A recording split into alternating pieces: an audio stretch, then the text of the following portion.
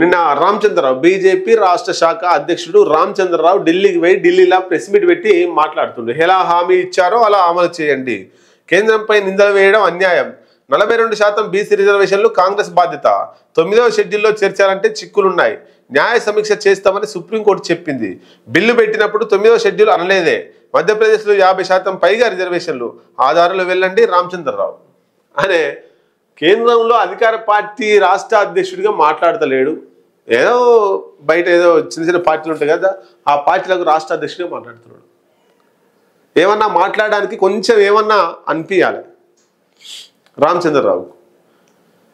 తెలంగాణ రాష్ట్రంలో అధికారం ఉన్నటువంటి కాంగ్రెస్ పార్టీ 42% రిజర్వేషన్ అమలుకై కేంద్ర ప్రభుత్వానికి పంపిస్తే కేంద్ర ప్రభుత్వం నిర్ణయం తీసుకోవాల్సి ఉంటే దానికి ఏదో సాగు చూపిస్తూ ఆ 42% తెలంగాణలో అమలైతే కాంగ్రెస్ వైపే బీసీ ఓటర్లు పోతారనే ఉద్దేశంతో ఒకే ఒక కారణంతో బీజేపీ కేంద్ర ప్రభుత్వం ఆపుతుంది.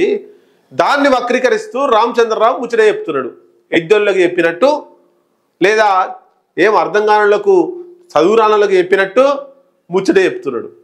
లాయర్ అయితే కావచ్చు, అడ్వకేట్ అయితే కావచ్చు, కాదంటలేం.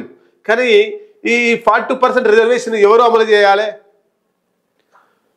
తెలంగాణ రాష్ట్రంలో శాసనసభలో తీర్మానం చేసి పంపించిర్రు. దాన్ని అమలు చేయాల్సిన బాధ్యత ఎవరు? రాష్ట్ర ప్రభుత్వమా కేంద్ర ప్రభుత్వమా?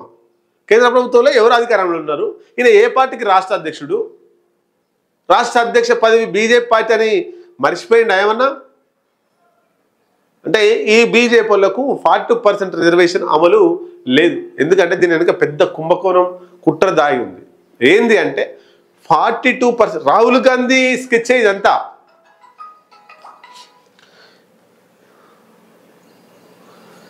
ఇదంతా రాహుల్ గాంధీ స్కెచ్. ఎందుకు అన్నప్పుడు మన భారతదేశంలో కాంగ్రెస్ పార్టీ ఎక్కడెక్కడ అధికారంలో ఉందో చూసి రాహుల్ గాంధీ తెలంగాణను ఎంచుకున్నాడు.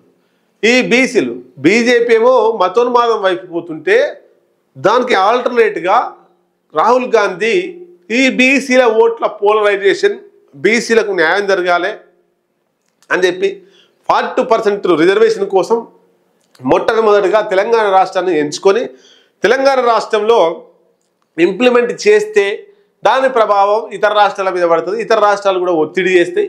కాబట్టి తెలంగాణలో ఎట్లా పెట్టి అయినా దాన్ని అప్రూవల్ చేయించుకోవాలనేటువంటి కృషి రాహుల్ గాంధీలో ఉంది. రేవంత్ రెడ్డి ద్వారా దాన్ని తీవ్ర ప్రయత్నం చేస్తున్నాడు, దీనిలో సందేహం లేదు.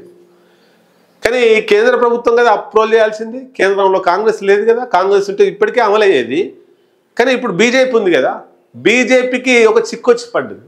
ఇప్పుడు తెలంగాణ రాష్ట్రంలో 42% రిజర్వేషన్ బీసీలకు అమలు చేస్తే బీసీల ఓట్లన్నీ కాంగ్రెస్ వైపు పోతాయి, ఒక కారణం.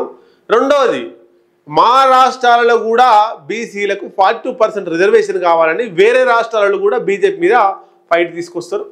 బీజేపీ పాలిత ప్రాంతాల్లో కూడా ఉత్తరప్రదేశ్, మధ్యప్రదేశ్, మహారాష్ట్ర ఇట్లాంటి ప్రాంతాల్లో కూడా బీసీలకు 42% రిజర్వేషన్ కావాలని వాళ్ళు కూడా లొల్లి చేస్తారు. అప్పుడు లొల్లి చేస్తే 42% రిజర్వేషన్ అమలు చేయాల్సిందే. ఆ అమలు చేస్తే బీజేపీ ఎన్నో కొట్టుకపోతుంది, కాంగ్రెస్ పార్టీ అధికారంలోకి వస్తుంది, ఎక్కువ సీట్లు గెలుస్తాయి. కాంగ్రెస్కు బీసీలు ఎక్కువ మద్దతు తెలుపుతారు, కాంగ్రెస్ వైపే బీసీలు ఉంటారు. కాబట్టి ఇది గమనించినటువంటి బీజేపీ తెలంగాణ రాష్ట్రంలోనే అడ్డుపడితే ఇది ఎక్కడ అమలు కాకుండా పోతుంది. బీజేపీ ఉన్న రాష్ట్రాల్లో అసలు దాన్ని తెర మీద కూడా రానియరు. ఇది స్కెచ్. కాబట్టి రేవంత్ రెడ్డి దానికి కృషి చేస్తున్నాడు, బాగా కృషి చేస్తున్నాడు. రేవంత్ రెడ్డికి ఇక్కడ ఉన్న వాళ్ళందరూ కూడా సపోర్ట్ చేయాల్సిన అవసరం ఉంది. ఎందుకంటే తెలంగాణ రాష్ట్రంలో అమలైతే భారతదేశ వ్యాప్తంగా అమలు చేయాల్సిన అవసరం ఉంటుంది.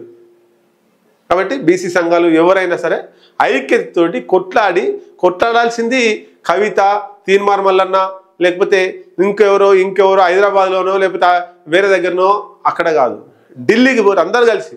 ఎవరైతే బీసీల కోసం కావాలి 42% రిజర్వేషన్ కావాలని మనస్ఫూర్తిగా మనస్సాక్షిగా కొట్లాడుతున్నారో ఢిల్లీకి పోయి కేంద్ర ప్రభుత్వం మీద కొట్లాడాల్సిన అవసరం ఉంది. నరేంద్ర మోడీ ఇంటి ముందా, నరేంద్ర మోడీ ఆఫీస్ ముందా, పార్లమెంటు ముందా ధర్నా చేయాల్సిన అవసరం ఉంది తప్ప ఈడ తెలంగాణ రాష్ట్రంలో మీటింగ్లు పెట్టి ముచ్చట చెప్పి బీసీలు మీకు నేను అండగా ఉన్నా, నాకు మీరు అండగా ఉండుర్రి, ఈ రాజకీయ పబ్బం గడుపుకోవడానికి చేసే ప్రయత్నాలు మానండి.